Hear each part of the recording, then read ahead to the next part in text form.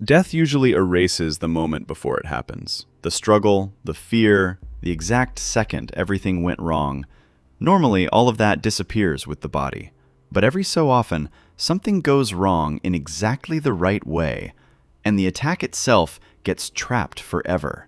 It isn't remembered, and it isn't pieced back together afterward. It's trapped, exactly as it happened, in ice, in tree resin, and in stone. These 7 discoveries are sitting in real museums right now, and every single one of them still shows the exact moment of the kill. We're starting with the strangest. At number 7, the 3-tier fossil.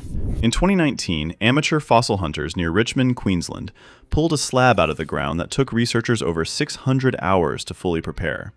They nicknamed it BOB, Bag of Bones. Nobody expected what was actually inside it.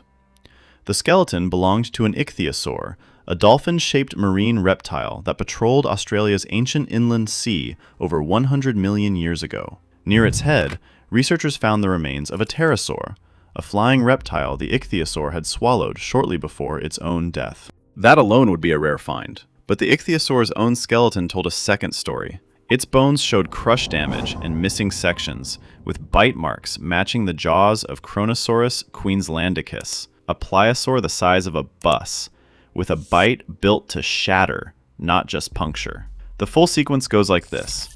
An ichthyosaur ate a pterosaur, and something even bigger then killed and partly ate the ichthyosaur. 3 predators, 1 skeleton, frozen mid-chain. And as big as that chain gets, size turns out to have nothing to do with what makes the next one so unsettling. At number 6, the Amber Attack. In the Hukong Valley of Myanmar, somewhere between 97 and 110 million years ago, a spider was closing in on a parasitic wasp tangled in its web. It never got there. The wasp had already been trapped for a while, tangled in silk, unable to break free, watching the spider approach across its own web.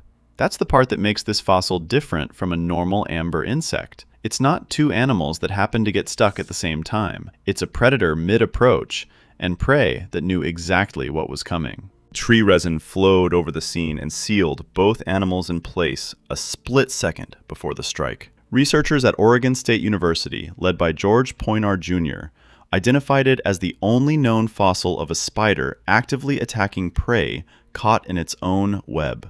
A second detail sits hidden in the same piece of amber, the body of an adult male spider trapped in that same web. Most spider species today are solitary and often cannibalistic toward each other. Finding 2 together suggests this species had a rare social behavior, evidence that's been sitting preserved in a single chunk of amber for 100 million years, in a moment that lasted less than a second, and has now lasted longer than most mountain ranges. A spider trapped in amber is proof frozen at insect scale. What's coming next isn't a fossil impression at all. It still has skin on it. At number 5, the Blue Babe.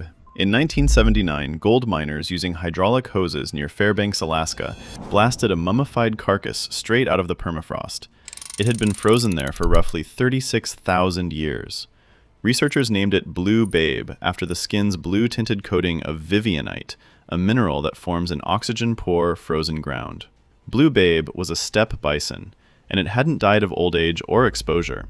Across its neck, shoulder, and rump, the hide still carries deep puncture and slash marks, matching the claws of an American lion, one of the largest cats to ever exist. The attack itself is written directly into the skin, preserved well enough that researchers could match the wound spacing to the animal that made it. Unlike the 2 before it, Blue Babe isn't a fossil impression or a shape trapped in stone. It's the actual animal, hide, tissue, and all, still carrying the marks of the attack that killed it. It's on display today at the University of Alaska Museum of the North, 36,000 years after the moment it was frozen in. That bison is about as close as this list gets to actually touching the moment it happened. The next one proves a single broken piece can tell just as much. At number 4, the broken tooth. In 2005, fossil hunters working Montana's Hell Creek Formation uncovered the skull of an Edmontosaurus, a large duck-billed dinosaur. Its nasal bone still held a broken tooth, and the tooth didn't belong to the Edmontosaurus. It came from a Tyrannosaurus rex. The tip had snapped off mid-bite and stayed embedded in the bone while the rest of the tooth, and the animal that owned it, walked away. Cataloged as specimen MOR 1627, it's one of the only pieces of direct physical evidence of exactly how a T-Rex attacked its prey. Researchers can't say for certain whether this was a kill or scavenging on an animal that had already died. The wound shows no healing, which rules out survival, but doesn't tell us which scenario actually happened. Alongside a separate specimen with a healed T-Rex bite, though, it confirms something else. T-Rex hunted live prey and scavenged carcasses both, sometime around 66 million years ago. A tooth alone is enough to explain how something died. The next fossil overturns an assumption about who was doing the killing in the first place. At number 3, the buried bite. For a long time, the standard picture of the Cretaceous period stayed simple. Dinosaurs hunted, and mammals stayed small, harmless, and easy to ignore.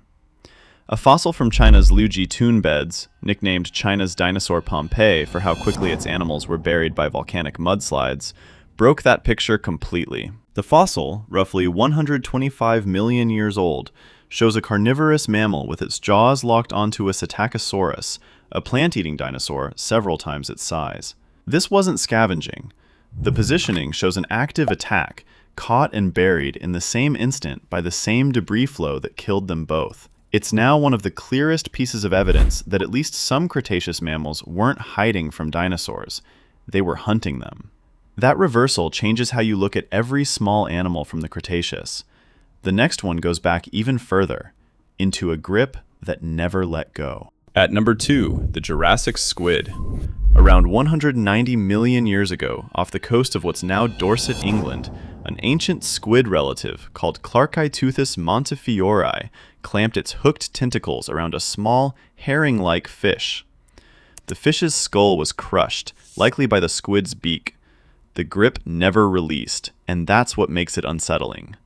In most predation fossils, you're looking at leftovers, bones after a meal, a carcass after a scavenger moved on.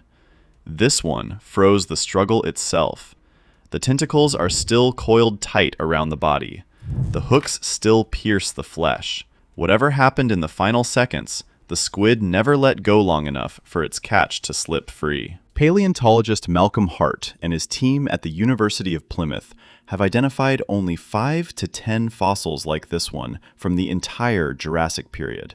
Nobody knows exactly how the moment ended, whether the squid bit off more than it could handle and both animals died locked together, sinking as one, or whether something else interrupted the kill before the sediment closed over both of them. Either way, it predates the previous oldest known example of this kind of attack by roughly 10 million years. That squid never loosened its grip for even a second. The last one on this list isn't a feeding at all, it's a fight. At number 1, the Fighting Dinosaurs. You've probably seen this one before, in a museum or a documentary somewhere, but chances are you've never heard the actual detail that makes it remarkable. In the Gobi Desert of Mongolia, a velociraptor and a protoceratops turned up locked together. The velociraptor's sickle claw driven into the protoceratops's throat. The protoceratops's beak clamped down on the velociraptor's arm. Both animals still gripping each other, exactly as they were the instant they died. The leading explanation isn't a straightforward kill. A dune collapse buried them instead. The two animals were likely fighting on the slope of a sand dune when the whole structure gave way and buried them alive, mid-struggle, before either could win. That's the part almost nobody points out. This isn't a predator that successfully killed its prey. It's two animals that were killed by something else entirely, at the exact moment they were trying to kill each other. It remains one of the only fossils in the world that captures active combat between two dinosaurs. Not a chase, not a scene reconstructed from bite marks, but the fight itself, frozen mid-motion. 7 different ways an ending got trapped mid-motion. In a sea, in resin, in bone, in sand, and in ice.